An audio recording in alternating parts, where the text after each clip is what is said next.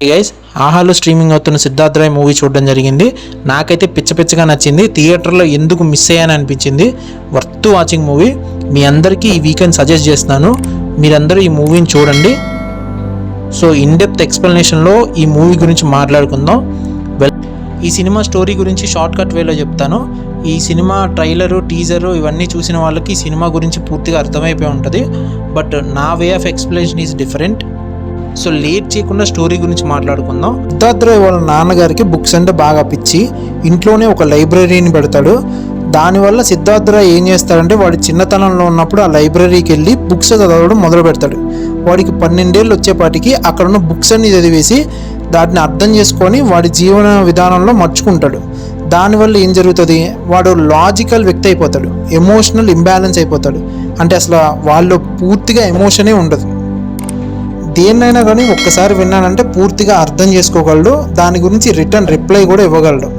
ఇంత జ్ఞానాన్ని సంపాదించుకున్నవాడు emotional imbalance అయిపోవడం, లాజికల్గా మాత్రమే ఆలోచించడం మనం చాలామందిని చూస్తూనే ఉంటాం. ఇలాగ కాలేజ్లో ఒక ఫంక్షన్ జరిగినప్పుడు వీడే ఎప్పుడు ఫస్ట్ వస్తాడు. బట్ ఈసారి ఏం జరుగుతుంది అంటే, హీరోయిన్ కూడా ఫస్ట్ వస్తుంది. వీడికంటే ఒక పోటీ ఇస్తుంది. అక్కడ ఒక చిన్న సైజు స్పీచ్ ఒకటి ప్రిపేర్ చేయమంటారు. వాట్ ఈజ్ లైఫ్ అన్న దాని గురించి చెప్పమంటారు. సిద్ధార్థ్ రాయ్ గారు లాజికల్గా మాట్లాడి ఒక స్పీచ్ ఇస్తాడు. బట్ హీరోయిన్ ఎమోషనల్గా మాట్లాడి ఒక స్పీచ్ ఇస్తుంది. సో పూర్తిగా లైఫ్ అనేది లాజిక్గా ఎమోషనల్ అన్న కన్ఫ్యూజన్లో పడిపోయి హీరోయిన్ టాప్ రావడం వల్ల, వీడిని మించి గెలవడం వల్ల వాడు అక్కడ స్ట్రక్ అయిపోతాడు. దాని తర్వాత ఎమోషనల్ విషయాల గురించి తెలుసుకోవడం మొదలు పెడతాడు. ఎమోషనల్గా మారడానికి ప్రయత్నిస్తాడు. ఈ ప్రయత్నించే విషయంలో ఆకలి గురించి తెలుసుకుంటాడు. మనకి పడుకోవడానికి చోటు కూడా ఉండదని తెలుసుకుంటాడు. రోజు వరకు డబ్బు ఉండడం వల్ల, అన్నీ వాడి దగ్గరికి రావడం వల్ల ఇవన్నీ జరుగుతున్నాయని అర్థం చేసుకుంటాడు. ఇదంతా కూడా ఫస్ట్ హాఫ్లోనే అయిపోతుంది. అంటే వాడు లాజికల్గా ఆలోచించే బ్రెయిన్ నుంచి మెల్లగా ఎమోషనల్గా ఆలోచించే బ్రెయిన్కి షిఫ్ట్ అవుతున్న టైంలోనే ఫస్ట్ హాఫ్ అనేది కంప్లీట్ అయిపోతుంది. అయినవాడు సెకండ్ హాఫ్ స్టార్టింగ్ నుంచే ఎమోషనల్ జర్నీని స్టార్ట్ చేస్తాడు. అంటే లవ్, ఫుడ్ ఇవన్నీ కూడా మనకి ఎమోషనల్గా కనెక్ట్ చేసే విషయాలు, మానవ జీవితంలో కావాల్సిన విషయాలని చెప్పి అర్థం చేసుకొని వీటన్నిటిని కూడా ఎక్స్ప్లోర్ చేయడం, వాటన్నిటిని అర్థం చేసుకోవడం, వాటన్నిటిని అలవాటు చేసుకోవడం మొదలు పెడతాడు. సో ఆ ఎమోషనల్ జర్నీలోనే హీరోయిన్ని ప్రేమిస్తాడు. బట్ ఇక్కడ పాయింట్ ఎలా ఉంటుందంటే, ఎమోషనల్ జర్నీలో కూడా లిమిట్లెస్గా ఆలోచిస్తాడు. లాజికల్గా ఉన్న బ్రెయిన్ ఎమోషనల్గా చేంజ్ అవ్వడం చాలా ఫాస్ట్గా జరుగుతుంది. దీనివల్ల వీడి చుట్టుపక్కల ఉన్న అమ్మా నాన్నకి, లవర్కి, ఫ్రెండ్స్ అందరికీ కూడా కొన్ని ప్రాబ్లమ్స్ క్రియేట్ అవుతాయి. ఈ బ్రెయిన్ వల్ల వచ్చిన ప్రాబ్లమ్స్ ఏంటంటే, వీడు అన్లిమిటెడ్గా కోరుకుంటాడు దేన్నైనా. ఫుడ్ కానీ, ఫ్రెండ్షిప్ కానీ, లవ్ కానీ, సంతోషం కానీ, ఏదైనా కూడా అన్లిమిటెడ్గా కావాలి అని అనుకుంటాడు. అలాగే కోపం కూడా అన్లిమిటెడ్గా కోరుకుంటాడు. సో ఇలా అన్లిమిటెడ్గా కోరుకునే విషయాలన్నీ కూడా వీడి చుట్టుపక్కల ఉండే కొంతమందిని ఇబ్బంది పెడతాయి. హీరోయిన్ ఏం చేస్తుందంటే వీటన్నిటిని కంట్రోల్ చేయడానికి ప్రయత్నిస్తుంది. బట్ కుదరదనమాట. ఇలా కంట్రోల్ చేయడానికి ప్రయత్నిస్తున్న టైంలోనే వీళ్ళు ఒక బీచ్ దగ్గర ఉన్నప్పుడు కొంతమంది వచ్చి ఏడిపిస్తుంటే హీరోయిన్ని, వాడు వెళ్ళి కోప్పడి వాళ్ళందరినీ కొడుతూ ఉంటాడు. ఆ టైంలో హీరోయిన్ చాలా గాయపడుతుంది, చాలా డిస్టర్బెన్స్కి గురవుతుంది. ఆ టైంలోనే వీడికి బ్రేకప్ చెప్పి వెళ్ళిపోతుంది. అప్పుడు వీడు పిచ్చోడైపోతాడు. హీరోయిన్ పేరు ఇందు అనమాట. ఇందు కావాలి అంటూ తిరుగుతూ ఉంటాడు.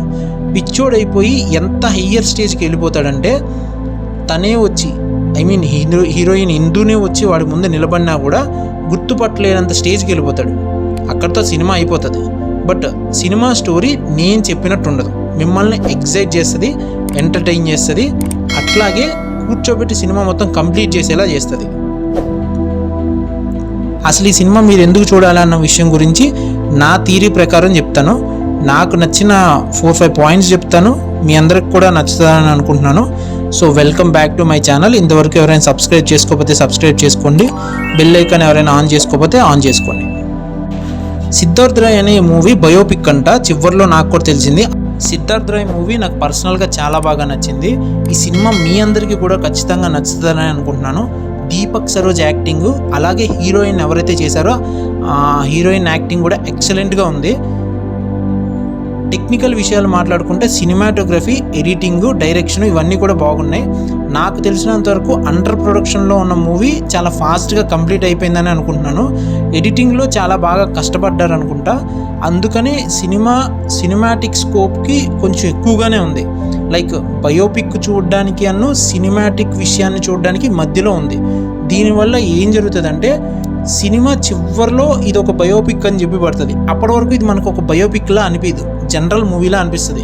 ఎందుకంటే ఆ ప్రొడక్షన్ క్వాలిటీ, ఆ ఆర్ట్ వర్క్, ఆ ఎడిటింగ్ అదంతా కూడా మనల్ని అలా తీసుకెళ్తాయి. ఇది ఒక క్యారెక్టర్ డ్రివెన్ స్టోరీ అవ్వడం వల్ల మనకి కొన్ని సినిమాలు కనిపిస్తూ ఉంటాయి. లైక్ అర్జున్ రెడ్డి లాంటి సినిమాలు కనిపిస్తాయి. చాలామంది ఈ సినిమాని అర్జున్ రెడ్డి మూవీతో కంపేర్ చేస్తూ వచ్చారు. నాకైతే ఎక్కడ కూడా అనిపించలేదు. ఈ ఒక్క క్యారెక్టర్ డ్రివెన్ అన్న విషయం తప్ప మిగిలిన ఏ విషయంలోనూ అర్జున్ రెడ్డితో కానీ వేరే ఏ సినిమాతో కానీ కంపేర్ చేయడానికి నాకు ఎక్కడ అనిపించలేదు. సో ఇలా కంపేర్ చేసుకుంటూ పోతే మనం ఏ సినిమాని చూడలేము. అందువల్ల సిద్ధార్థ్ రాయ్ మూవీని జనరల్ వేలో చూడండి, ఒక సినిమాటిక్ ఎక్స్పీరియన్స్లో చూడండి. ఈ సినిమా అంతవరకు అయితే చాలా బాగా నచ్చుతుంది. సో మన ఛానల్లో సినిమాటిక్ ఎక్స్పీరియన్స్ నుంచి ఇంకా వేరే ఏదైనా విషయం కొని ఇన్డెప్త్ విషయంగానే మాట్లాడుకుంటాం కాబట్టి, సో ఇన్డెప్త్ ఎక్స్ప్లెనేషన్ అంటే జనరల్ టాక్స్లో సిద్ధార్థ్ రాయ్ ఎలా ఉంటుందో అన్న విషయం గురించి నేను చెప్తాను. ఈ సినిమాని మీరు చూసేటప్పుడు ఫ్రెండ్స్తో కానీ, మీ పార్ట్నర్తో కానీ, లేదంటే సింగిల్గా ఉన్నప్పుడు మాత్రమే చూడగలరు. దట్స్ బికాజ్ ఆఫ్ కొన్ని సీన్స్, కొన్ని విషయాలు అవన్నీ కూడా కొంచెం డిస్టర్బింగ్గా అనిపిస్తాయి. చాలా స్ట్రైట్ డైలాగ్స్ ఉంటాయి. వాళ్ళ అమ్మగారే స్ట్రైట్ డైలాగ్ ఒకటి వేస్తుంది. అక్కడ నాకైతే మైండ్ పోయింది. అంతేకాకుండా ఫస్ట్ హాఫ్లో వీడికి ఒక మరదలు ఉంటుంది. ఈ మరదలకి వీడికి మధ్యన ఒక ఇంటిమేట్ సీన్ ఉంటుంది. దీన్ని ఇంటరాక్ట్ చేస్తూనే సెకండ్ హాఫ్లో ఒక సీన్ ఉంటుంది. ఈ మరదలకి వీడి కాలేజీలో ఉన్నప్పుడు ఈ మరదలకి ఒకటి ప్రపోజ్ చేస్తాడు. ఆ ప్రపోజ్ చేసిన టైంలో ఈ మరదలు ఏం చెప్తుందంటే, నేను వర్జిన్ కాదు, నేను వర్జిన్ కాకపోవడానికి కారణం నా బావ, ఇది సంగతి అని పూర్తిగా చెప్తుంది. అప్పుడు ప్రపోజ్ చేసినోడు నాకు అలా అయితే వర్కౌట్ అవుదని చెప్పి వెళ్ళిపోతాడు.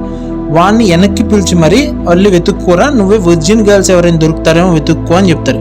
సో ఇంత స్ట్రైట్ డైలాగ్స్ ఉండడం వల్ల సినిమాని చాలామంది జడ్జి చేయడం స్టార్ట్ చేస్తారు.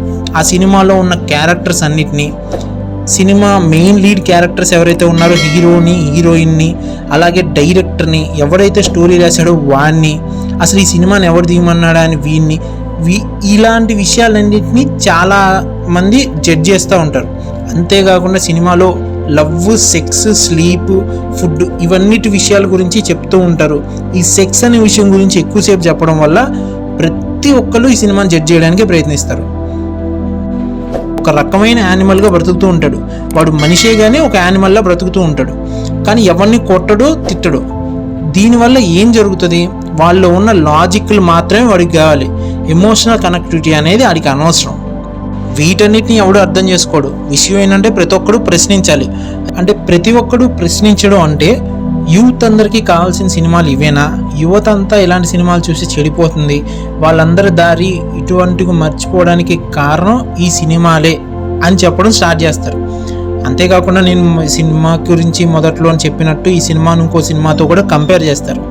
వీటన్నిటిని మర్చిపోయి ఈ సినిమా చూస్తే మాత్రం మిమ్మల్ని అందరినీ చాలా బాగా ఎక్సైట్ చేస్తుంది. నా వరకు నాకు పర్సనల్గా అయితే ఈ సినిమా చాలా బాగా నచ్చింది. మీ అందరికీ కూడా నచ్చుతుంది. ఈ వీకెండ్ ఆహాలో స్ట్రీమ్ అవుతున్న సిద్ధార్థ్ రాయ్ మూవీని చూసి ఎంజాయ్ చేయండి. ఈ సినిమా చూసిన తర్వాత మీకేమనిపించిందో కింద కామెంట్ చేయండి. So that's all for today. Thank you. Bye.